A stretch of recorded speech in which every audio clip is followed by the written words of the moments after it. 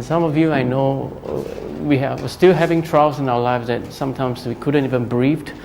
But as with trials, listen up, I've learned one truth, one great truth.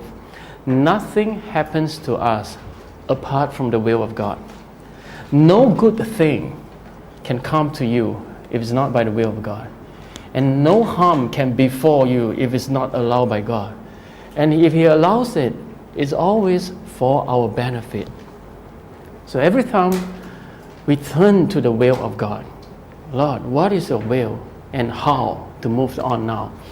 But every time when we say the will of God, now I have all Christians coming to me and ask me, what is the will of God, Pastor? I want to know what is the will. Now the will of God is such a big topic. It's so vast. But every genuine Christian wants to know the will of God in every issue in their lives. You see, to know is an instinct God has given us. And to know, we want to know. If we don't know, we are fearful. We are insecure. So we all want to know, okay? But listen up, I would say, it is not possible for God to tell us every single thing all at once or at the pace we want it to be. Why? Because the human mind and the human emotions are so finite. And it can only take in so much before it snaps. To know the will of God is to know what God has willfully and purposefully chose to reveal to us in His perfect time. I'm going to say this again. Listen up. Now, you may not know everything, okay? There are something that is still a question mark in our life sometimes, okay? But let me say again, to know the will of God is to know what God has willfully and purposefully chose to reveal to us in His perfect time.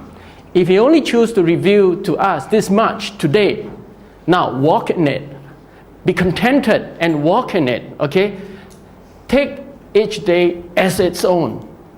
Listen, okay? Because that is only so much that God wants to let you know now and receive strength from Him and walk in it, in His will. And that is obedience. Listen up. Obedience. The man who knows everything may not be blissful, but the one who obeys is. The one who obeys never fear. But for those who know a lot of things, they are fearful because they know a lot but cannot change the circumstances. You realize that? Okay? So, I realized trials and tribulations bring us back to learn obedience again. It's always this cycle, okay?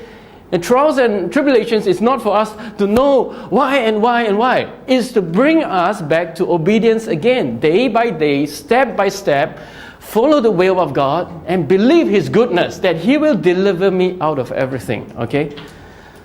And when you have obeyed, He will tell you the right thing at the right time. He will give you the wisdom. He will activate the right senses in you.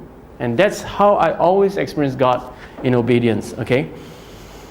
So what I'm going to say here, sometimes we look too much into our problems. We dwell in it, we study too much in it, we think about tomorrow, we think about the consequences, Now, or sometimes we willfully pursue something and we refuse to seek God and test the will of God. Now, that's all wrong, you see.